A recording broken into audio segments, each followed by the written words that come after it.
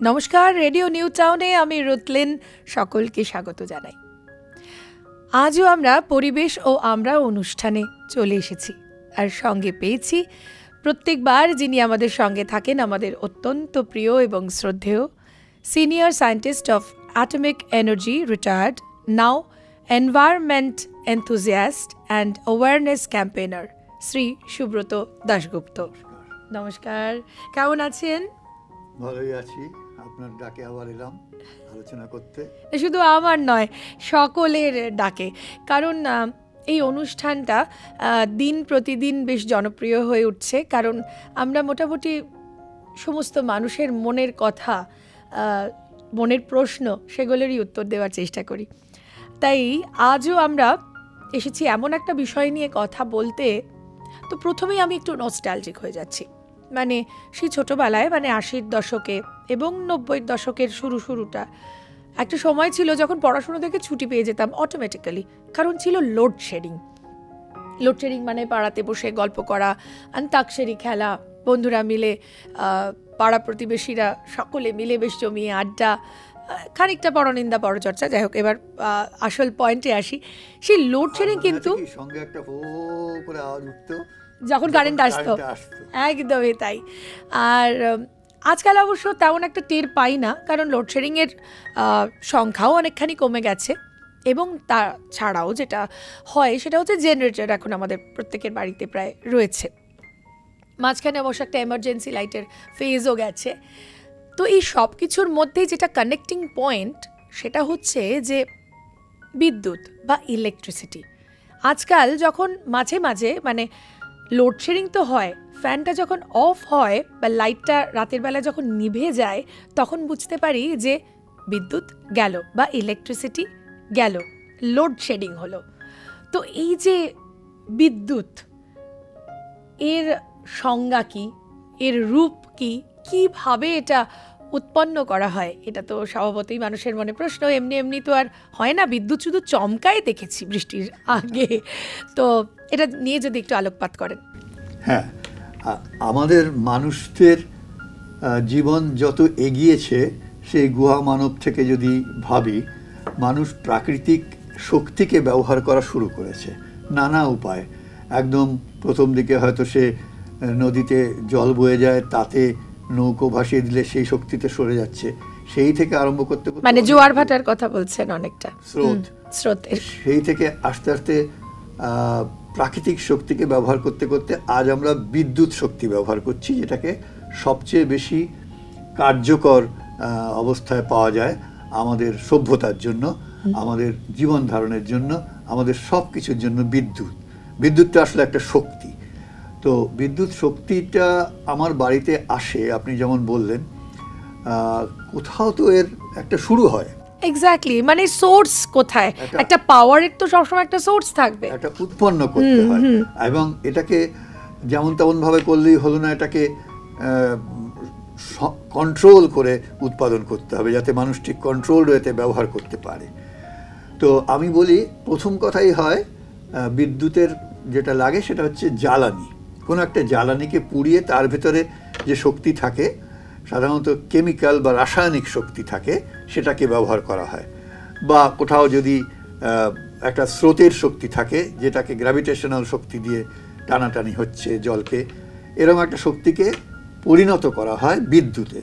তারপরে সেই বিদ্যুৎ, মাঝখানেরগুলো আর বলছি না, টেকনিক্যাল নানা রকমের প্রসেসিংয়ের মধ্যে দিয়ে সংবহন হয় ট্রান্সমিশন লাইনের ভিতর দিয়ে, এসে আমার বাড়িতে, আপনার বাড়িতে এসে ঢোকে। তারপরে আমরা বিদ্যুৎ ব্যবহার করতে পারি। তাই এখন একটা কথা মনে রাখতে হবে, আমাদের এই আলোচনায় গুরুত্বপূর্ণ, যে এই বিদ্যুতের প্রয়োজনটা একেবারে সরল রেখায় সময়ের সঙ্গে সঙ্গে বাড়তে বাড়তে চলেছে যখন থেকে এর আবিষ্কার হয়েছে। তার কারণ মানুষের, এক নম্বর, মানুষের সংখ্যা বেড়ে যাচ্ছে পৃথিবীতে, জনসংখ্যা বৃদ্ধি হচ্ছে, এবং মানুষ আরও সুন্দরভাবে, আরও ভালোভাবে ভোগের জিনিস পাওয়া যায়, যাতে ভোগ করতে পারে জীবনটাকে সুন্দরভাবে, সেই দিকে যাচ্ছে। মানুষের সংখ্যা বৃদ্ধি হচ্ছে, আর এই ভোগ বেশি পাওয়ার জন্য মানুষকে টেকনোলজি ব্যবহার করতে হচ্ছে। ঠিক, সেই টেকনোলজিটা আজকের দুনিয়ার সমস্তটাই বিদ্যুৎ দিয়ে চালিত হয়। তাহলে এই যে ত্রিবেণী ধারার সঙ্গম হয়ে বিদ্যুতের ব্যবহার কেবল বাড়তেই চলেছে। তো সেই জন্য বিদ্যুতের একটা শক্তি হিসাবে এর আদ্যপান্ত ব্যাপারটা আমরা দেখলাম, এবং এর মধ্যে কোথাও লুকিয়ে আছে কিছু অসুবিধার ব্যাপার বর্তমানে, সুবিধার সঙ্গে সঙ্গে সেইটা নিয়েও আমরা আলোচনা করব। নিশ্চয়ই, আমরা তো ডোমেস্টিকের কথা তো বললাম, বাট ইন্ডাস্ট্রিয়াল ইউজও কিন্তু বেশ বড় আকারে হয়, সেটা আমরা দেখেইছি এবং আমরা জানি। আচ্ছা, তো এই যে আমরা এই শক্তি ব্যবহার করছি, তো আমরা প্রথমেই আসি যে ইলেকট্রিসিটি ছাড়া এখন আমরা ভাবতেই পারি না। মানে আজকে যেই দুনিয়ায় আমরা রয়েছি, আগে একটা সময় দেখা যেত যে বাড়িতে ইলেকট্রিসিটি নেই বা কারেন্ট নেই, আমরা যেটা বলতাম তথাকথিত ভাষায়, যে হারিকেনের আলো বা বিভিন্ন ধরনের ল্যাম্প জ্বালানো হতো, সেটাও একটা জ্বালানি দিয়ে নিশ্চয়ই জ্বালানো হতো। কিন্তু ইলেকট্রিসিটি আসার পর থেকে মোটামুটি এখন বলা যেতে পারে ভারতবর্ষের তথা গোটা বিশ্বে তো বটেই, সমস্ত বাড়িতেই প্রায় বিদ্যুৎ পৌঁছে গেছে। তো এই যে বিদ্যুৎ, এই বিদ্যুৎটা কি কি তার প্রকার, মানে কেমন বিদ্যুৎ হতে পারে?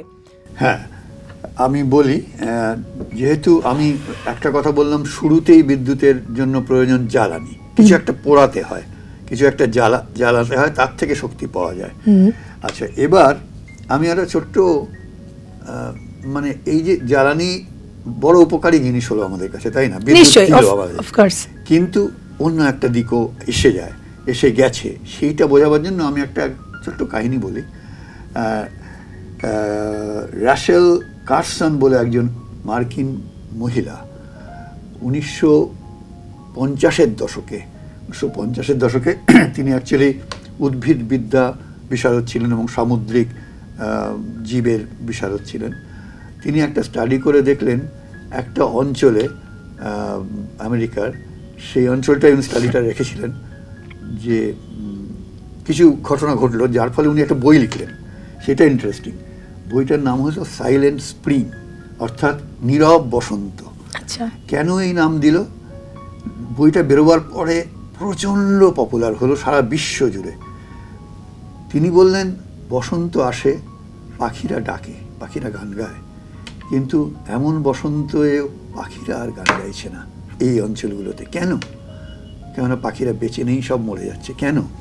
কেননা পাখিরা তাদের খাদ্য যে মাটিতে খুঁটে খুঁটে যে ছোট ছোট জীবদের খায়, সেগুলো মরে গেছে। কেন? মানুষ তার উপরে DDT নামের একটা কেমিক্যাল, যেটা মার্কিন যুক্তরাষ্ট্রে প্রথম ব্যবহৃত হয়েছিল। মার্কিন আর্মি ওটা ব্যবহার করতো মশা মারার জন্য প্রথমে, কিন্তু তারপরে ওটা দেখা গেল কৃষিক্ষেত্রে কীটনাশক হিসাবে ব্যবহার করছে, র্যাম্প্যান্ট ব্যবহার হলো। তার ফলে মাটিতে সর্বত্র কীটনাশক ওই DDT ছড়িয়ে গেল, এবং সেই DDT জলের সঙ্গে গুলে, বৃষ্টির জলের সঙ্গে গুলে নদী নালায় গিয়ে পড়লো। সর্বত্র এই DDT ছড়িয়ে এই মাটি নির্ভর যত বহু জীব মরে গেল। সেটাকে উনি একটা সিম্বলিকভাবে বললেন যে সাইলেন্ট স্প্রিং এসছে, এবং আমরা যদি এর রেস্ট্রিক্ট না করি তাহলে ভবিষ্যতে সমস্ত পৃথিবীটাই এইরকমভাবে বসন্ত আমাদের আর থাকবে না। তাই নিয়ে প্রচুর উনি আমেরিকান সেনেটে তাকে নিয়ে আলোচনা হলো। তারপরে তিনি এই প্রকাশ করলেন যে এই কারণে হয়েছে। তো এখন এই কারণে হয়েছে বলে তখন কি হলো, যারা ওইটা তৈরি করতো তাদের বিজনেস ইন্টারেস্টে লাগলো।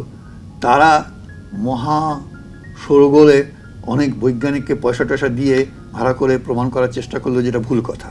কিন্তু সেই সময় আমেরিকান গভর্নমেন্ট কনভিন্সড হলো, সারা পৃথিবীতে ভীষণ জনমত তৈরি হয়ে গেল, বিশেষ করে আমেরিকায়। সেই চাপে DDT বন্ধ হয়ে গেল, ব্যান করে দেওয়া হয়েছিল। একটা কেমিক্যাল যেটা বেরিয়েছিল, যেটা খুব কাজে লাগছিল, সেটার একটা খারাপ দিক দেখা গেল, কি ভয়ানক ভবিষ্যৎ আসতে যাচ্ছিল। এখন কিন্তু DDT ব্যান করা আছে। হ্যাঁ, ঠিক তেমনি যে কয়লা পুড়িয়ে বা যে তেল পুড়িয়ে বিদ্যুৎটা উৎপন্ন হয় জ্বালানি হিসাবে, তার যে ঋণাত্মক প্রভাব পড়েছে সেইটা হাড়ে হাড়ে পৃথিবীর মানুষ বুঝতে পেরেছে। একদম, আমরা তো জানি কার্বনের কি কুফল। হ্যাঁ, মোটামুটি 275 বছর ধরে বিদ্যুৎ ব্যবহার হচ্ছে, 75 বছর ধরে তেল ব্যবহার হচ্ছে। যখনই আপনি জ্বালানি পোড়াবেন তখনই তার থেকে কার্বন ডাইঅক্সাইড তৈরি হবে। মানে এইটাই কেমিক্যাল প্রসেস, এর দ্বারাই আপনি শক্তিটা পাবেন। কিন্তু সাইড প্রোডাক্ট বা একটা বাই প্রোডাক্ট হিসাবে কার্বন ডাইঅক্সাইড গ্যাস তৈরি হয়ে বাতাসে মিশে যাচ্ছে। মিশতে মিশতে মিশতে মিশতে এদিকে আপনাকে আগেই বলেছি বিদ্যুতের ব্যবহার সরল রৈখিকভাবে বাড়তে বাড়তে চলেছে পৃথিবী জুড়ে। তারপরে এই বিদ্যুৎ এই কার্বন ডাইঅক্সাইড আমাদের সমস্ত বায়ুমণ্ডলে মিশে গেছে। তার ফলে আমি আগে একদিন বলেছিলাম, সেটা খুব ছোট্ট করে বলে দিই, যে এইটার একটা পৃথিবীকে গরম করে ফেলার ভূমিকা হয়ে গেছে। অর্থাৎ পৃথিবী থেকে তাপ নিঃসৃত হয়ে মহাশূন্যে চলে যেতে পারছে না রাত্রিবেলা, সেজন্য গরম হচ্ছে। তো এইটা বিজ্ঞানীরা বুঝে গেছিলেন। এটা নিয়ে আলোচনা, অনেক আন্দোলন ইত্যাদি হয়েছে। তারপরে অনেক বিজ্ঞানীরা অনেক গোনাগুন্তি করেছেন, অনেক হিসেব কষেছেন, হিসেব করে বার করেছেন যে এই যে কার্বন ডাইঅক্সাইড উষ্ণায়নটা হচ্ছে, এটা একটা সীমা পর্যন্ত গেলে আমরা সভ্যতাকে বাঁচাতে পারবো। সেই সীমা পেরিয়ে গেলে আমাদের এমন সমস্ত প্রাকৃতিক বিপর্যয় শুরু হবে, যেটার কিছু কিছু এফেক্ট এখনই পাচ্ছি, যে আমরা অবলুপ্তির পথে আমাদের সিভিলাইজেশন যেতে পারে। তখন তারা হিসেব করেছিলেন মোটামুটি 3,70,000 কোটি টন কার্বন ডাইঅক্সাইড আমাদের এই বায়ুমণ্ডলে ম্যাক্সিমাম থাকতে পারে, আমরা যেটা সহ্য করতে পারবো আমাদের আবহাওয়া। অলরেডি ইতিমধ্যেই আমরা 3,30,000 টন ঢুকিয়ে দিয়েছি। তাহলে বাকি রয়েছে 40,000 টন, 40,000 কোটি টন, 40,000 কোটি টন। আর আপনাকে যেটাটা আর একটা বলি, সারা পৃথিবীতে বছরে 4,000 কোটি টন করে কার্বন ডাইঅক্সাইড উৎপন্ন হচ্ছে এই কাজ থেকে। তার ফলে সহজ হিসেব 40,000 কোটি টন করতে মাত্র 10 বছর লাগবে। অর্থাৎ আজকে 2023, 2024 পৌঁছে গেছি আমরা, 2034 মধ্যে ওই সীমার বাইরে চলে যাব। এবং আজকের খবরের কাগজেই আছে, ইন্টারন্যাশনাল ফোরাম থেকে মোটামুটি বলা হয়েছে আর ওখানে বেঁধে রাখা যাবে না। এরপরে আমাদের ভাবতে হবে, ওই সীমাটা ছিল যে প্রি ইন্ডাস্ট্রিয়াল, মানে শিল্প সভ্যতা শুরু হওয়ার সময় যে টেম্পারেচার ছিল, গড় টেম্পারেচার, তার থেকে 1.5 ডিগ্রি অবধি বাড়লে মোটামুটি চলবে। এখন 1.5 ডিগ্রি আর হবে না, এখন 2-2.5 এসব ভাবতে হবে। সুতরাং উষ্ণায়ন হয়েছে, জলবায়ু পরিবর্তন হয়েছে এই কয়লা থেকে। সুতরাং আমাকে এইগুলো দেখতেই হবে যে এই জ্বালানিটা ব্যবহার করা আমাদের কত ক্ষতিকর হয়েছে। আর এই কোটি টন কথাগুলো না সহজে মাথায় ঢুকবে না। এটা কোটি টন, আমি একটা বলি, সারা ভারতবর্ষে চাল এবং গম সারা বছরের যদি প্রোডাকশনটাকে মিলিয়ে দেই, ভারতবর্ষে 130-140 কোটি মানুষ আছে, তারা খান। এইটা মাত্র 25 কোটি টন, মাত্র 25 কোটি টন। আর ওটা কি বললাম, 4,000 কোটি টন কার্বন ডাইঅক্সাইড ঢুকছে প্রত্যেক বছর। তাহলেই বুঝতে পারছেন কতখানি। এবার তাহলে বলুন আপনি, এবার তাহলে অন্য কথা ভাবতে। একদমই তাই। মানে এটা যখন এরকম একটা ভয়াবহ রূপ ধারণ করেছে, তাহলে তো এবার অন্য কিছু ভাবতে হয়, কারণ এই জ্বালানি দিয়ে তো আর হবে না। কিন্তু জ্বালানি ছাড়াও আমাদের চলবে না, কারণ ইলেকট্রিসিটি পেতে আমরা অভ্যস্ত। তাহলে উপায় কি? তাহলে এবার আমাদের অল্টারনেট সোর্স অফ এনার্জির কথা ভাবতে হবে। তাহলে এই অল্টারনেট সোর্স অফ এনার্জি, যেটা আবার খুব বেশি কি বলবো এক্সপেন্সিভ হলে চলবে না, যদি ন্যাচারাল রিসোর্স হয় তাহলে খুব ভালো হয়। তাহলে আমরা কোথায় উপনীত হচ্ছি? হ্যাঁ, তখন বিজ্ঞান ভাবতে আরম্ভ করলো, টেকনোলজি, যে অন্য কি বিদ্যুৎ উৎপন্ন করা যায়। অনেকগুলো বেরিয়েছে, ধরুন সৌর, হ্যাঁ, আমরা যেটা নিয়ে বেশি আলোচনা হয়তো আজকে করব, সোলার বলে। তারপরে বায়ু বিদ্যুৎ, বায়ু হু করে বয়ে যাচ্ছে, তার পেছনে মানুষের কোনো ভূমিকা নেই, কিন্তু উইন্ড এনার্জি তো হচ্ছে, এটা ন্যাচারাল রিসোর্স। সেখানে টারবাইন বসিয়ে সেই ধাক্কা দিয়ে টারবাইন ঘোরালে বিদ্যুৎ উৎপন্ন হচ্ছে, তাকে বলি বায়ু বিদ্যুৎ। জৈব পুড়িয়ে যে বিদ্যুৎ তৈরি করা যায় তাকে বলি জৈব বিদ্যুৎ। মানে আমরা বায়োগ্যাস সম্বন্ধে বোধহয় খানিকটা আমরা জানি, সেই জন্যই বললাম। ওটা পরিমাণে বিরাট না হলেও ওটাও হয়, অনেকখানি হয়। আর একটা বিরাট গুরুত্বপূর্ণ ভাবে তৈরি করা হয়, সেটা হচ্ছে জলবিদ্যুৎ, হাইডল পাওয়ার। জল উপর থেকে নিচে নেমে আসে পাহাড় থেকে, সেটা আমাদের গ্র্যাভিটেশনের টানে নেমে আসে। তো সেইটা তো সেই শক্তিটা নেচার দিয়েছে, সেটাকে আমরা কাজে লাগিয়েছি, মাঝখানে ধূপ করে ঢুকিয়ে দিয়েছি টারবাইন, যাতে করে ওই জলের ধাক্কায় টারবাইন ঘুরছে, বিদ্যুৎ উৎপন্ন হচ্ছে, তাকে বলছি জলবিদ্যুৎ। তো সৌর, বায়ু, জল, জৈব, তারপরে আরও পারমাণবিক বিদ্যুৎ একটা বিশাল ব্যাপার আছে, সেটা খুব বাড়ছিল, আমাদের দেশেও অনেক বেড়েছে, কিন্তু তার একটা কিছু কিছু ঋণাত্মক মানে ওই রেডিয়েটিভ যে ওয়েস্ট প্রোডাক্ট হয় তাকে রিসাইকেল করাটা ইত্যাদির একটা সমস্যা আছে, এবং ওটা অত্যন্ত এক্সপেন্সিভ, খুব খরচ সাপেক্ষ, এবং তৈরি হতে সময় লাগে।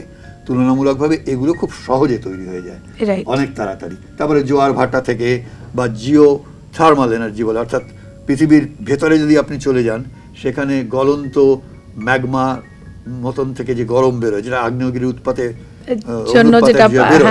ওই আগুনকে কাজে লাগিয়ে, ওই তাপকে কাজে লাগিয়ে তৈরি করা, সেটাও স্কিমে আছে। এগুলো সমস্ত কেউই কিন্তু কার্বন তৈরি করে না। না, এগুলোতে আমরা যেটা মানে বলা যেতে পারে, এটাকে যদি খুব ভুল না করি, এটা বোধহয় নির্মল উৎপাদন বলা হয়, মানে ক্লিয়ার প্রোডাকশন, যেখানে কোনো negative effect to the environment নেই, সেই কারণেই বোধহয় আমার মনে হয় এই নামটা ব্যবহার করা হচ্ছে। আপনি বলেছেন এটা কেউ কেউ আংশিকভাবে প্রোটেস্ট রাখতে পারে, সেটা হচ্ছে কি সম্পূর্ণ নির্মল অবশ্য হবে না হয়তোবা, যেমন এক্ষুনি বললাম নিউক্লিয়ারের একটা ওয়েস্ট প্রোডাক্ট আছে, তেমনি সবকিছুরই একটা কিছু ওই ধরনের আছে। কিন্তু এখন মানে যখন শিয়রে সমন, অর্থাৎ কার্বন ডাইঅক্সাইড বাড়তে বাড়তে যখন উষ্ণায়ন এমন পর্যায়ে গেছে, আমি এক্ষুনি হিসেব করে আমরা দেখছি 10 বছর 12 বছরের মধ্যে আমাদের খুব তাড়াতাড়ি করে আমাদের পরিবর্তন করতে হবে, এবং সেখানেই পাওয়া গেল যে সৌর আর উইন্ড অর্থাৎ বায়ু, এই দুটো খুব তাড়াতাড়ি করে আমরা তৈরি করতে পারি, এবং তৈরি হচ্ছেও। হ্যাঁ, কারণ এই দুটো হচ্ছে by the blessing of nature, এটা খুব ন্যাচারাল রিসোর্স, এবং মানে পর্যাপ্ত পরিমাণে আমরা সবসময় পেয়ে থাকি গোটা বিশ্ব জুড়ে। আর যেটা বলছিলাম নির্মল বলতে আপনি ঠিকই বলেছেন, এরা কার্বন ডাইঅক্সাইডকে যদি শুধু মনে করি যে ওই ক্ষতিকারক উৎপাদন, সেটা হচ্ছে না, সেই হিসাবে নির্মল। হ্যাঁ, তো এবার যেখানে আসবো, যেহেতু আমরা বলতে পারি যে গোটা বিশ্ব জুড়েই এখন সৌর বিদ্যুৎ শক্তি বা সোলার পাওয়ার, শুধু বিদ্যুতের জন্য নয়, বিভিন্ন সোলার কুকার মানে অল্টারনেট সোর্স অফ এনার্জি হিসেবে সোলার এনার্জিকে আমরা খুবই এগিয়ে রাখছি। অন্যান্যগুলো তো অবভিয়াসলি যেরকম বললেন, হাইডেল তো রয়েছে, উইন্ড এনার্জি, এগুলো সবই রয়েছে। বিদেশে অনেক বেশি উইন্ড মিল দেখতে পাওয়া যায়, আমাদের এখানে এখনো অতটা দেখিনি। যেখানে আপনি দেখতে পাবেন যদি গুজরাটের দিকে বেশি যান, রাজস্থানে যান, যেখানে অনেক উইন্ড আছে, কর্ণাটকে আপনার কোস্টাল এরিয়া জুড়ে অনেক, রাইট সেখানে আছে, হয়তো বাংলায় আমরা একটু কম দেখি।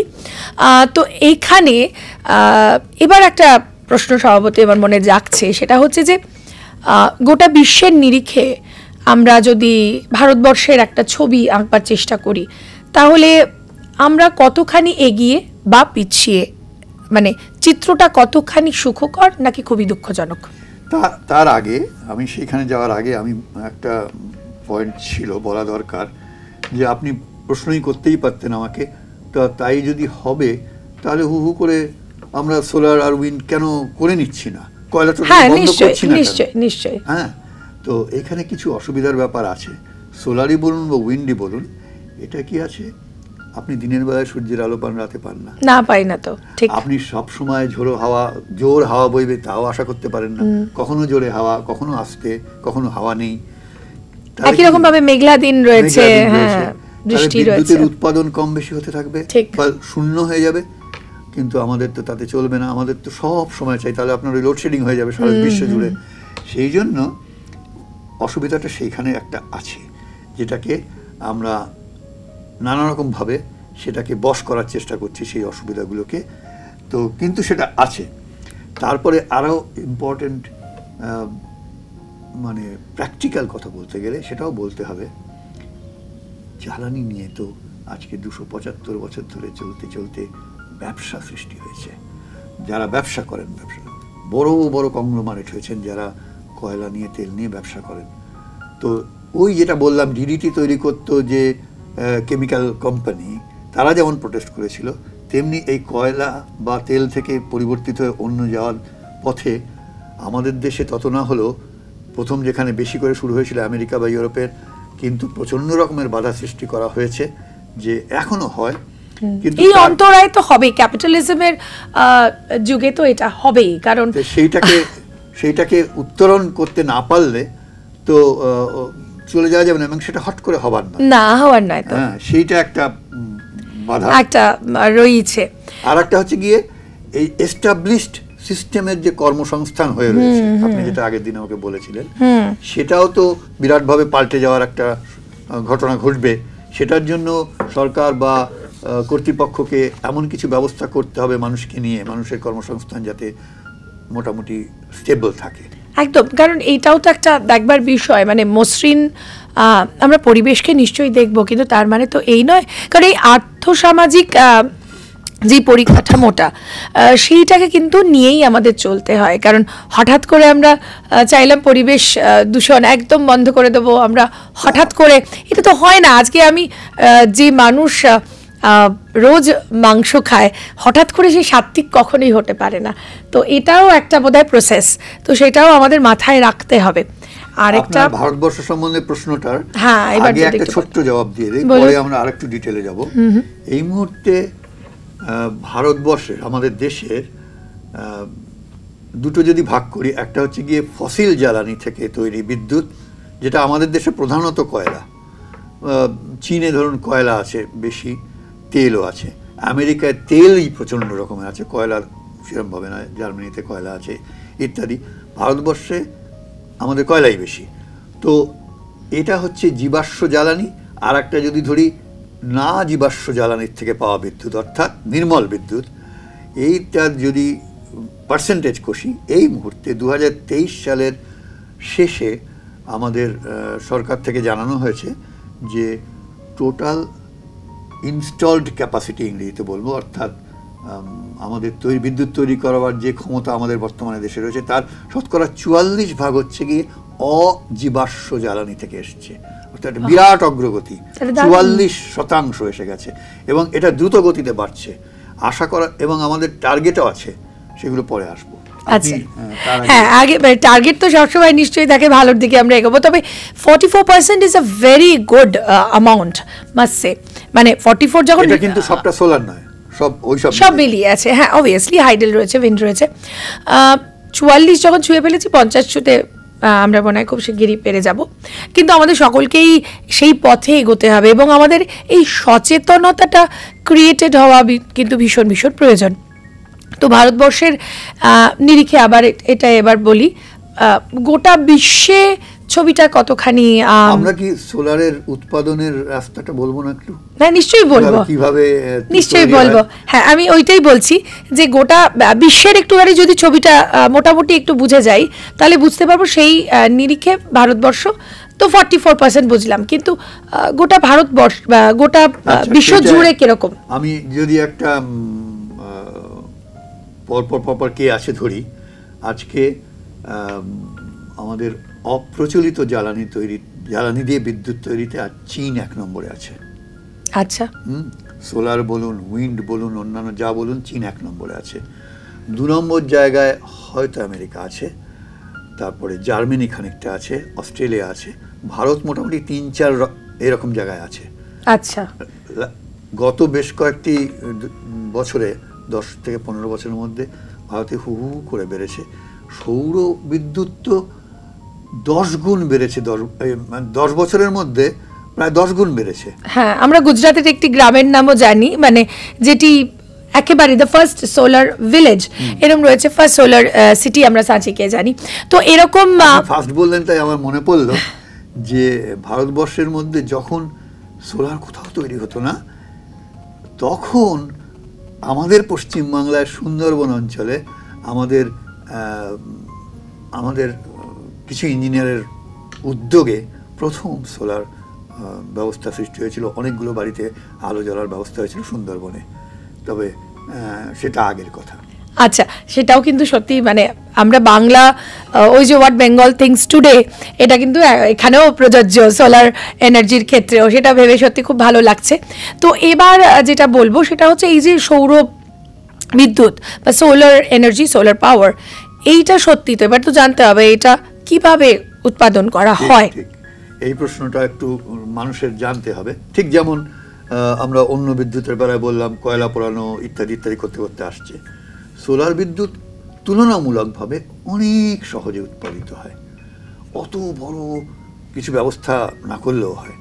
আপনি এই ছোট আপনার ঘরের বারান্দায়ও রাখতে পারেন একটা, আবার বিরাট বড় একটাও রাখতে পারেন, সেটা নিয়ে ব্যবসাও করতে পারে, কেউ করছে অ্যাকচুয়ালি।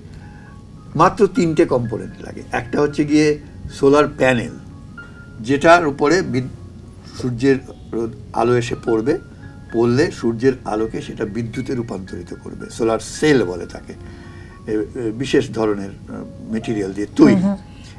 সেই বিদ্যুৎ হয়ে গেল, সেই বিদ্যুৎটা ডিসি বিদ্যুৎ হয়। আমরা জানি, আমরা সকলেই এখন বাড়িতে এসি বিদ্যুৎ ব্যবহার করি। অনেক আগে আপনারা জানবেন না, আমার ছোটবেলায় ডিসি বিদ্যুৎও ছিল, শুনেছিলাম ডিরেক্ট কারেন্টে যেটা আসে। হ্যাঁ, এখন সবই এসি বিদ্যুৎ। তো কিন্তু সোলার থেকে যে আমরা সোলার প্যানেল থেকে যে বিদ্যুৎটা পাই সেটা ডিসি বিদ্যুৎ। সেই ডিসি বিদ্যুৎটাকে তারপরে কিছু ইলেকট্রনিক প্রক্রিয়াকরণ করে আবার এসি বিদ্যুতে পরিণত করা হয়, করে তাকে আমাদের যা যা ব্যবহার্য জিনিস আছে আমরা বিদ্যুৎ দিয়ে করি তার সঙ্গে সহজেই তাকে দেওয়া যায়। তাহলে একটা হচ্ছে গিয়ে এই সোলার প্যানেল, একটা হচ্ছে গিয়ে ওই ইলেকট্রনিক যেটা দিয়ে এটা পরিবর্তন করা হয়। তারপরে যদি আপনার এখানে আবার দুরকম ব্যাপার আছে, যেহেতু আপনারা একটু আগেই বলছিলাম যে একটা অসুবিধা হচ্ছে গিয়ে সোলারটা সবসময় থাকছে না, থাকছে না, তাহলে আপনি অল্টারনেট ব্যবস্থা তো তখন রাখতে হবে। এখন আপনি প্রশ্ন করবেন তাহলে, বা আপনি জিজ্ঞেস করতেই পারেন যেটাকে জমিয়ে রাখলে হয় না? জমিয়ে রাখা যায়, এই বিদ্যুৎটাকেও জমিয়ে রাখা যায় এবং সেটাই করতে হয়। সেটাকে বলে স্টোরেজ। তো স্টোরেজ কিভাবে হয়? একটা স্কেল পর্যন্ত স্টোরেজটা ব্যাটারির মধ্যে হয়। যেহেতু ডিসি বিদ্যুৎ আসে, ওটাকে দিয়ে ব্যাটারিতে আপনি চার্জ করিয়ে রেখেলেন, ব্যাটারি বসে রইল। মানে আমরা জেনারেটরটা যেভাবে রাখি, মানে যেই ব্যাটারি চার্জড হয়ে থাকে, লোডশেডিং হলে ওটা অন হয়ে যায়, ঠিক সেভাবে। ইনভার্টারটা, জেনারেটর, আই মিন সরি, ইনভার্টারটা, সেই ওইটাকে নিয়ে আবার ব্যবহার করা হয়। তো এটা আছে, তবে এটা একটু খরচ সাপেক্ষ হয়ে যায় ব্যাটারিটা। তারপরে ব্যাটারির দূষণও এখন যে ব্যাটারি, কেমিক্যাল ব্যাটারিগুলো, নতুন ব্যাটারি বেরিয়েছে, তাতে দূষণ কমে গেছে। তো এরকম নানা ধরনের ব্যাটারি আছে। এই একটা উপায় রেখে দেওয়া যায়, আর একটা উপায় রেখে দেওয়া যায়, মানে সেটা এরকম, আমি একটা জায়গায় সোলার তৈরি করলাম, তৈরি করে এখন তো অলরেডি লাইনে বিদ্যুৎ আছে, মানে ট্রান্সমিশন লাইন যেটা, সেটা হয়তো কয়লা তৈরি হয়েছে বা কিছু লাইন তো আছে। আমি কি করলাম, ওই লাইনে আমি সাপ্লাই দিয়ে দিলাম, আমার বিদ্যুৎটাকে ওই লাইনে ঢুকিয়ে দিলাম, আর ওদের বললাম যে তোমরা এখন একটু কম উৎপাদন করো, আমি যেটুকু দিয়েছি সেটা ব্যবহার করো, একটা ব্যবস্থা করো। হ্যাঁ, তুমি তো কয়লা জ্বালাবে, তুমি তো যে কোনো মুহূর্তে আবার বাড়াতে পারো, আমারটুকু এখন ব্যবহার করো, লাইনে ব্যবহার হোক। তার ফলে আমার দিক দিয়ে একটা রইল যে আমার বিদ্যুৎটা ওইটাকেই আমি স্টোরেজ মনে করব, ওইটাই আমি জমিয়ে রাখলাম, সময় মতন আমি আবার ফেরত পাবো ওখান থেকে। এই একটা। আর একটা বড় রকম স্টোরেজের ব্যবস্থা হয় ব্যাটারি ছাড়াও, সেটাকে বলে আপনার জলাধারে একটা নিচের লেভেলে একটা জলাধার মস্ত তৈরি করা হয় বড়, আবার যেখানে পাহাড়ি অঞ্চল, উঁচুতে আর একটা জলাধার আছে। এবার ওই জলাধার থেকে বৃষ্টির জল বা যে কোনোভাবে জল আসছে পাহাড় থেকে, সেই জল যখন নেমে এসে নিচের জলাধারে আসে, তখন সেই জলের শক্তিতে টারবাইন ঘুরিয়ে বিদ্যুৎ উৎপন্ন করা হয়, এবং ওই জলগুলো এসে তো এখানে আবার পড়ছে, আর নিচের জলাধারে জমা হচ্ছে। তখন আমি কি করলাম, আমি ওই বিদ্যুতের খানিকটা অংশ, তৈরি হওয়া অংশ আমি ব্যবহারের জন্য ওখানে দিলাম, সবাইকে দিলাম, কিছুটা অংশ সেভ করে রাখলাম। সেই সেভ অংশটা দিয়ে আমি কি করলাম, নিচের জলটাকে আবার পাম্প করে আবার উপরে তুলতে থাকলাম, তুলে দিলাম, সেই জলটা আবার নিচে আবার আসবে। এইটাকে বলে স্টোরেজ, মানে ওয়াটার স্টোরেজ ব্যাপার, এটা আমাদের পশ্চিমবাংলায় খুব ভালো দু একটা জায়গায় আছে, আমি সেটা পরে আসবো। আচ্ছা, তো এই 2-3টে উপায়ে। আচ্ছা, এটা সৌর না এটা হাইডেল? এইটা যে কোনো এনার্জি যেটা যেটা ইন্টারমিটেন্ট এনার্জি ইংরেজিতে বলবো, বাংলায় কি বলবো, মানে থাকছে আবার থাকছে না, এরকম বিদ্যুৎ যদি হয় তাহলে যখন থাকছে না তখন এটা রাখবো। সেটা সোলারও হতে পারে, উইন্ডও হতে পারে, বা হাইডেলও হতে পারে ইত্যাদি। তো এইটা একটা স্টোর করার ব্যবস্থা থাকতে হয়। এই 3টে ব্যবস্থা থাকতে হয়।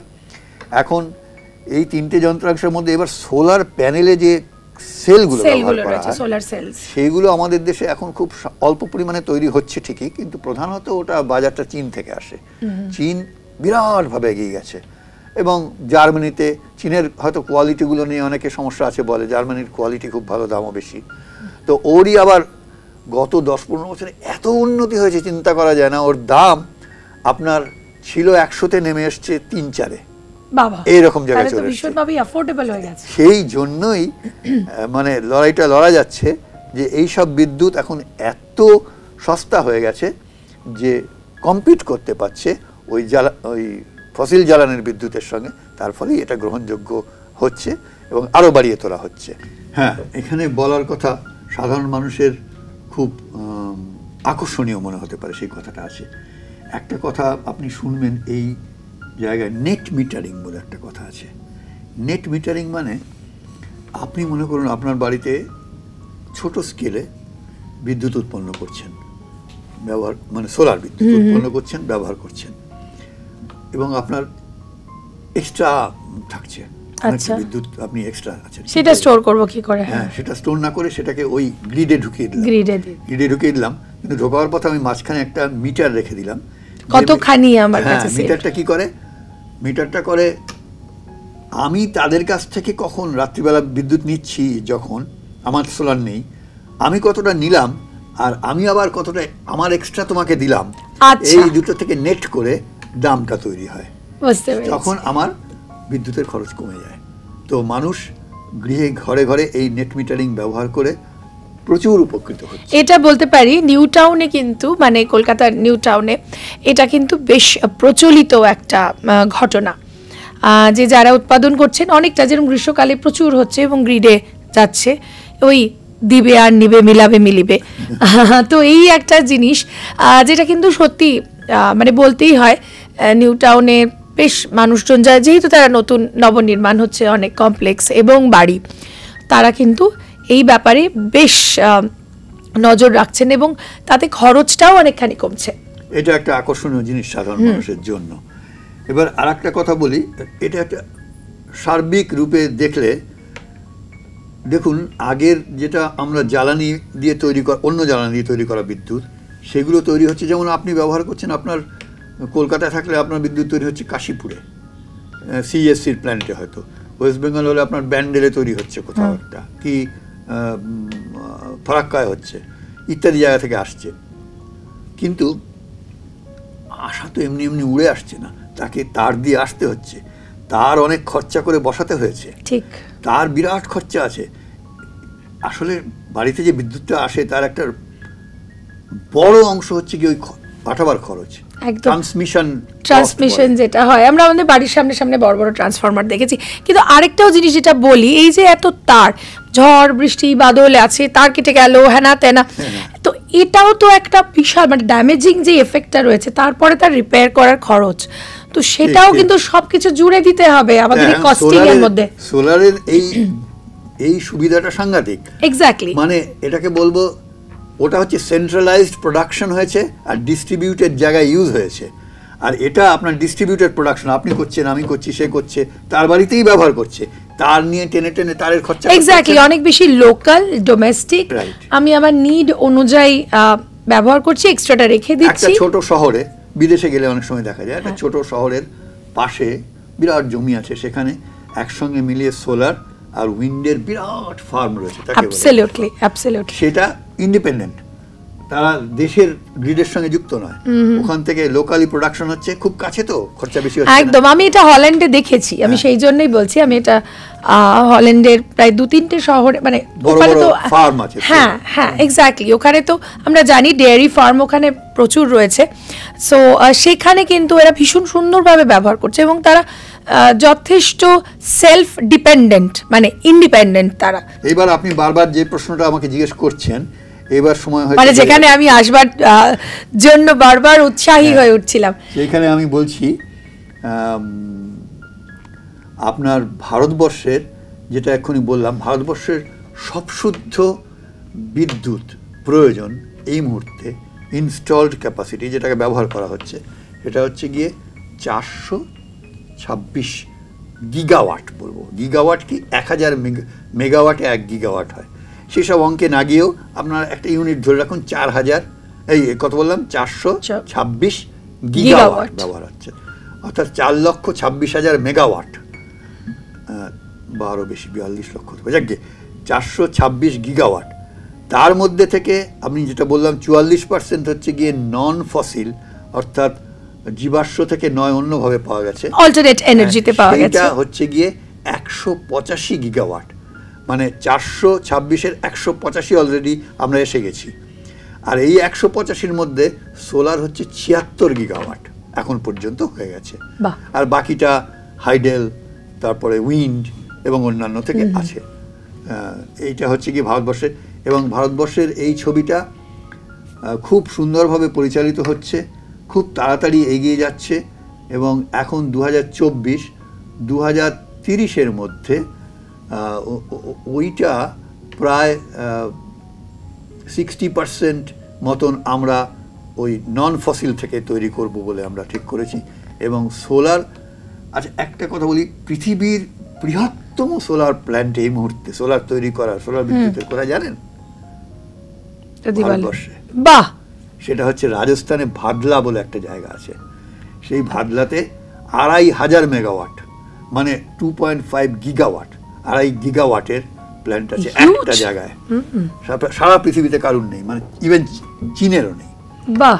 ভারত, সেটা একটা খুব গর্বের জায়গা আমাদের, এবং বহু জায়গায় হু হু করে সোলারের বৃদ্ধি আমরা করতে পারছি। তারপরে আসুন, এরপরে আপনি ভারতবর্ষের পিকচারটাই দিলাম। ও আর একটা জিনিস আমি বলে দিই, ভারতবর্ষ যে এই যে পৌঁছেছে, এখানে ভারতবর্ষের একটা ভূমিকা পৃথিবীর ব্যাপী আছে। কারণ আমাদের সবসময় মনে রাখতে হবে যে এই জলবায়ু ব্যাপারটা একটা সারা পৃথিবীর ব্যাপার, পার্থিব ব্যাপার, সবার দায়িত্ব আছে। ভারতবর্ষ একটা খুব অগ্রণী ভূমিকা নিয়েছিল। ISA, ইন্টারন্যাশনাল সোলার এজেন্সি বলে একটা প্রতিষ্ঠান তৈরি করেছিল 2015 সালে। প্যারিসে সম্মেলন ছিল, ভারতবর্ষ এবং ফ্রান্সের প্রেসিডেন্ট মিলে একসঙ্গে করেছিল। তাতে প্রায় 150 দেশ মেম্বার হয়ে আছে।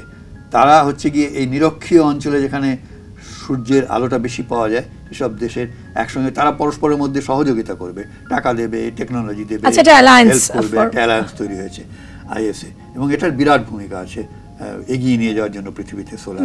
আফ্রিকার বহু দেশে, এশিয়ার বহু দেশে এবং ভারতবর্ষে সর্বত্র এটা কাজ করছে। এটা একটা উল্লেখযোগ্য জিনিস।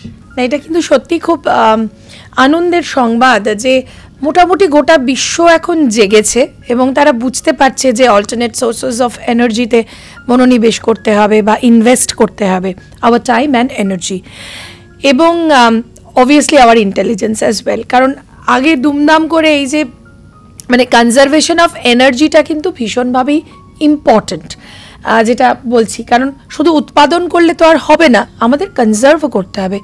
যথেচ্ছাচার করলে কি হয় সেটা তো বুঝতেই পারলাম। প্রথমে ওই অ্যালার্মিং কি বলবো বা ভয়াবহ যেই অ্যামাউন্টের কথা বললেন, অবস্থার কথা বললেন, যে কার্বন গ্যাস কিভাবে আমাদের গোটা আর্থটাকে ঢেকে ফেলেছে। এবং আমরা বুঝতেই পারছি যে মার্চ এপ্রিল মাসে যেই টেম্পারেচার আমরা দেখছি, আমার মনে হয় না গত 20 বছর বা 10। আপনার একটা জায়গার কথা সূত্র ধরে একটা ইম্পর্টেন্ট কথা বলে দিই। আপনি বললেন যে কনজারভেশন, অ্যাকচুয়ালি ওটাকে বরং কনজারভেশন তো স্টোরেজের ব্যাপারটা বললেন, আর ওখানে একটা খুব বিরাট গুরুত্বপূর্ণ ব্যাপার, ইন্টারন্যাশনালিও আলোচনা হয়, সেটা হচ্ছে গিয়ে এফিসিয়েন্সি ইমপ্রুভমেন্ট, মানে ইঞ্জিনিয়ারিং পরিভাষা। অর্থাৎ এই যে বিদ্যুৎটা পেলাম, আপনাকে আমি 5 কিলোওয়াট বিদ্যুৎ দিয়েছি, আপনি সেটা ব্যবহার করছেন যে সমস্ত যন্ত্রে জানেন এই বিদ্যুতের পুরোটা ব্যবহার হয় না, কিছুটা গরম হিসাবে নষ্ট হয়ে যায়। তো সারা পৃথিবী জুড়ে বলা হয়েছে যে এটাকে বলে এফিসিয়েন্সি, মানে আমি কতটা নিলাম বিদ্যুৎ আর কতটা সত্যিকারের কাজ করলাম, বাকিটা নষ্ট হলো গরম হিসাবে। এইটা 3 গুণ এই বেটারমেন্ট করতে হবে, অর্থাৎ 3 গুণ ভালোভাবে ব্যবহার করতে হবে, এফিসিয়েন্সি বাড়াতে হবে। এটাও সারা পৃথিবীর একটা দরকার এবং ভারতবর্ষ সেটা করছে। আর একটা ভারতের মানে কিভাবে করছে যদি একটুখানি বলেন। এফিসিয়েন্সি ইমপ্রুভমেন্ট নানা রকম ভাবে হয়। আপনাকে সবচেয়ে সহজবোধ্য একটা বলবো, আপনি যখন এখন এসি মেশিন কিনতে যান বাড়ির জন্য, আপনি দেখেছেন স্টার থাকে 1 2 3 4 5 স্টার। ঠিক। তো আপনার যত বেশি স্টার, তার মানে তারা কারখানায় তত বেশি যত্ন নিয়ে বানিয়েছে যে আপনি যে বিদ্যুৎটা ব্যবহার করছেন ততটাই ঠান্ডা করার জন্য কতটা এফিশিয়েন্টলি ব্যবহার করছে, কতটা নষ্ট হয়ে যাচ্ছে। যত বেশি স্টার তত ভালো। আগে হয়তো 1 স্টার 2 স্টার থাকতো, এখন 5 স্টারও পাওয়া যায়। তা এইটার নাম হচ্ছে এফিসিয়েন্সি। সেটা রেফ্রিজারেটরে হতে পারে, হ্যাঁ, যে কোনো কুলিং মেশিনস গুলোতেই আমরা দেখি এগুলো। তারপরে একটা খুব সহজ উদাহরণ বলবো আমি, সেটাও সবাই এখন জানেন, সেটা হচ্ছে electric car, electric vehicle. Electric ভেহিকেলে আমি ওই রাস্তায় এখন ঢুকছি না, কিন্তু ওই এক্ষুনি যেটা এফিসিয়েন্সি কথাটা বলা হলো, ওইখানে তেল পুড়িয়ে যে পরিমাণ এনার্জি তৈরি হয় তার মাত্র 30 থেকে 35 মেরে কেটে খুব ভালো ইঞ্জিন হলেও ব্যবহার করা যায় মোটর গাড়ি চালাতে। বাকিটা হিট হিসাবে নষ্ট হয়ে যায়, গরম হিসাবে বেরিয়ে যায়, অথবা নড়াচড়ায় নষ্ট হয়ে যায়। কিন্তু ইলেকট্রিক গাড়ি যদি আপনি কেনেন, যতটা বিদ্যুৎ আপনি ব্যবহার করছেন তার প্রায় 85 থেকে 90% আপনার ব্যবহার হচ্ছে, আর বাকি নষ্ট হচ্ছে 5 থেকে 10%। তাহলে আপনি বিরাট এফিসিয়েন্সি বাড়িয়ে গেছেন ইলেকট্রিক ভেহিকেলে এসে, কম্পেয়ার টু এমনি ভেহিকেল। এটাকে বলে এফিসিয়েন্সি, মানে উদাহরণ দিলাম আপনাকে। বাহ, তাহলে আমরা এটা মোটামুটি বুঝতে পারলাম যে কিভাবে আমরা ইন্টেলিজেন্টলি এন্ড এফেক্টিভলি বা এফিশিয়েন্টলি আমরা কিভাবে এনার্জিকে ব্যবহার করতে পারবো, ব্যক্তিগতভাবে খেয়াল রাখতে হবে। হ্যাঁ, এক্স্যাক্টলি। যখন আমরা যদি নতুন গাড়ি কিনি, তাহলে আমরা যদি ইভি কিনি তাহলে কিন্তু খুব ভালো। ইনফ্যাক্ট যারা, সুন্দর কথা বলেছেন, আমি এই জন্য বলছি, আমরা এই আস্তে আস্তে আরো গরম পড়ছে, যারা ভাবছেন একটা ঘর থেকে 2 নম্বর ঘরেও এসি বসাবো, ইনস্টল করব, তারা একটু ওই 5টা বা 4টে স্টার একটু দেখে যদি নেন, তাহলে আখেরে কিন্তু আপনার লাভই হবে এবং আমাদের আলটিমেটলি এনভায়রনমেন্টের, পরিবেশের জন্য আপনি ভালোই করবেন। কনজার্ভ কথা যেটা বললেন, মানুষের ব্যক্তিগতভাবে এইটাও সজাগ হওয়া দরকার যে আমরা অনেক সময় ফ্যান চলছে এক ঘরে, তো অন্য ঘরে চলে গেছি, ওটা চলছেই, এসিটাও চলছেই। এটা কিন্তু শেষমেশ আপনি বিদ্যুৎকে নষ্ট করছেন। তো ওই কনজারভেশন, মানে ওইটা একদম, বা গাড়িতে এসি চলছে বলে আমি ইগনিশনটা অন করেই রেখেছি, আমি অফ করিনি, হোক না একটুখানি সময়ের জন্য, কারণ কোনো রাস্তায় হয়তো 4 মিনিট 5 মিনিট সিগন্যালে বা 2বার সিগন্যালে হয়তো আটকাতে হলো লম্বা ট্রাফিক জ্যামের জন্য। এবার দুটো ছোট স্কিমের কথা বলি ভারতবর্ষের, মানে আমাদের দেশে হচ্ছে। একটা হচ্ছে গিয়ে, আমরা তো শুধু ঘরে বিদ্যুৎ ব্যবহার করছি না, ইনফ্যাক্ট সত্যি কথা বলতে গেলে সমস্ত বিদ্যুতের খুব সামান্য অংশই আমরা ঘরে ব্যবহার করি, হয়তোবা একটা বিশাল অংশ হচ্ছে কারখানা এবং অন্যান্য জায়গায় ব্যবহার করি, কৃষিকার্যে ব্যবহার করি। তো ওই যে আপনার ডিজেল চালিয়ে পাম্প দিয়ে জল তুলে, মাটির থেকে জল তুলে কৃষিকার্য করা হয়, এটা কিন্তু গ্রামে গ্রামে আপনি বহুত দেখবেন, শ্যালো পাম্প বলে সেগুলো, ডিজেল জেনারেটর চালিয়ে পাম্প চালানো হয় সেইখানে, অথবা অনেকের আবার বিদ্যুতের সঙ্গে কানেকশনও আছে, তাই দিয়ে চালায়। তো এইখানে একটা স্কিম আমাদের দেশে হয়েছে যে যেটা লাখে লাখে মানুষ গ্রহণ করেছে। তুমি তোমার জায়গায় ছোট করে সোলার বসাও, কৃষি কার্যে করছে তাকে বলছে, তোমার জায়গায় তুমি ছোট করে একটা সোলার বসাও, তোমার ওই পাম্পটা ওই সোলার দিয়ে চালাও, তুমি বিদ্যুৎ ওখান থেকে নিও না, তোমার ডিজেল পুড়িও না। সে আলটিমেটলি তাহলে সেটার সুবিধা হচ্ছে গিয়ে তুমি কার্বন পলিউশন করছো না পৃথিবীতে, না, আর কস্ট এফেক্টিভ হচ্ছে। তোমার সেচের খরচ আমি একবার হিসেব করে পেয়েছিলাম যে এমনও হয় সেচের জন্য ওই শ্যালো পাম্প ভাড়া দিতে সবার তো নেই, অন্যরা ভাড়া দিয়ে জল নেয়, সেই জল প্রতি ঘন্টার জল যখন ক্রাইসিস থাকে 150, 200, 500 টাকাও নিয়ে নিতে পারে। সেখানে আপনি সোলারে যদি জল তোলেন আপনার খরচা পড়বে হয়তো 70 টাকা, 60 টাকা, অনেকখানি কস্ট এফেক্টিভ। সুতরাং আপনার খরচা কমে যাচ্ছে অনেকখানি। তারপরে আর একটা বর্তমানে খুব রানিং একটা স্কিম চলছে, সেটা হচ্ছে বাড়ি বাড়িতে ওই তৈরি করার জন্য, সেটা সরকার পোষণ করবে বলে কথা আছে, যে বহু বাড়িতে আপনি আপনার মতন সোলার বসান, সরকার সাহায্য করবে অর্থ, এবং আপনি সেই সোলারটা বিনা পয়সায় ব্যবহার করুন নিজের জন্য, এক্সট্রা থাকলে দিয়ে দিন গ্রিডে। তো এই পশ্চিম বাংলায় কিন্তু ছবিটা যে খুব একটা দুঃখজনক তা কিন্তু নয় বলেই আমার ধারণা। বিশেষ করে আমি যদি আরও একটুখানি বার্ডস আই ভিউ দেখি, নিউ টাউনেও যদি চলে আসি, এখানে কিন্তু বেশ অনেক বাড়িতে এবং বিভিন্ন কমপ্লেক্সে আমি দেখেছি যে সোলার ইনস্টল করা আছে। তাছাড়াও আমাদের এখানে যত পার্ক রয়েছে, প্রচুর পার্ক রয়েছে, সেখানেও কিন্তু আমরা দেখতে পাই যে ন্যাচারাল লাইটিংটাই সোলার দিয়ে করা রয়েছে, সোলার বেঞ্চেস রয়েছে, সোলার ডোম রয়েছে, তো এগুলো রয়েছে। তো অনেকখানি কিন্তু, এবং এত বড় যে একটা আমাদের বিশ্ব বাংলা কনভেনশন আমরা সবাই দেখেছি, এত বিশাল, তার অনেকখানি মানে মেজর তার ইলেকট্রিসিটি যেটা প্রডিউসড হয় সেটা কিন্তু ঠিক তার পাশে রাখা বাগজোলা খাল, তার উপরে যেটা রয়েছে বাগজোলা খালের যেটা স্কিমটা রয়েছে, প্রজেক্টটা রয়েছে, এখানে যারা বানিয়েছেন তারা আমাকে বিশেষভাবে জানিয়েছেন যে এইটা মানে 100 ফুটের ওপরে চওড়া জায়গা নিয়ে এই সোলার তৈরি হয়েছে, এবং ওনারা দাবি করছেন যে ওটা নাকি ভারতবর্ষের মধ্যে সবচেয়ে প্রশস্ত খালের উপরে মানে সোলার তৈরি করার জায়গা। একদম এরকম আর নাকি ভারতবর্ষের নেই। একদম। তো ওখানে আমি জানি 500 কিলোওয়াট করে দুদিকে দুটোয় টোটাল 1 মেগাওয়াটের মতন তৈরি হয়। খুব ভালো। একদম, যেটা বললাম আমি একটা জাস্ট এক্সাম্পল দিলাম, কারণ আমরা হয়তো অত কিলোওয়াট, মেগাওয়াট, গিগাওয়াট বুঝি না, কিন্তু যেটা বুঝি সেটা হচ্ছে অত বড় একটা মানে কতগুলো তার অডিটোরিয়াম রয়েছে, এরকম একটা কনভেনশন সেন্টার আলোকিত হচ্ছে, তার মেজরিটি কিন্তু ওই সোলার প্যানেল থেকে। হ্যাঁ, তো সেই জায়গা থেকে বলতে পারি আমরা কিন্তু একটা সূচনা হয়েছে। এখন তো আমাদের হিটকো বিল্ডিংকে সম্পূর্ণভাবে আমি জানি যে ওটাকে খুব রিসেন্টলি ওখানে পুরোপুরি সোলার এনকেডিএতেও তাই রয়েছে। এনকেডি আমাদের যেটা রয়েছে এখানে নিউ টাউন কলকাতা ডেভেলপমেন্ট অথরিটির যে অফিস রয়েছে, সেখানেও ঠিক তার পেছনে দেখতে পাওয়া যায়। মানে আমি এই জন্য রেফারেন্সেসগুলো দিচ্ছি যে কোনো মানুষ গিয়ে দেখে আসতে পারেন। তাছাড়াও আমরা যেটা হ্যাপি স্ট্রিট রয়েছে, ঠিক তার পাশেই একটা বিশাল বড় রয়েছে এই প্যানেল লাগানো রয়েছে, সোলার প্যানেল। আমার মনে হয় যে যারা পুলিশ স্টেশনে, হ্যাঁ পুলিশ স্টেশনে রয়েছে, হ্যাঁ একদম। তাছাড়াও আরেকটা যেটা রয়েছে স্ট্রিট, যেটা রয়েছে স্মার্ট স্ট্রিট এবং স্মার্ট প্লাজা, বিশ্ব বাংলা গেটের ঠিক গায়ে লাগোয়া যে পার্কটা, সেখানে যদি গিয়ে দেখেন তাহলে দেখতে পাবেন প্রত্যেকটা গাছে গাছে মানে পাতাটা এমন করে লাগানো হয়েছে যেন ওটা সারাদিন ধরে সোলার উৎপাদন হচ্ছে। এবং সন্ধ্যেবেলা যে লাইটিংগুলো দেখতে পান, যে পার্কগুলো আলোকিত হচ্ছে নিউ টাউনে, প্রত্যেকটাই কিন্তু এই সোলার এনার্জিতে।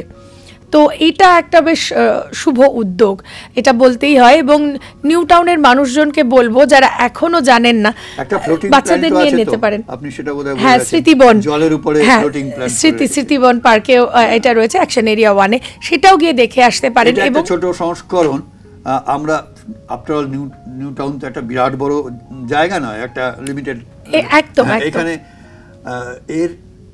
এর অনেক বড় স্কেলে অনেক জায়গায় পাবেন। ওই ফ্লোটিং কনসেপ্টটা এসছে, খুব একটা পুরনো নয়।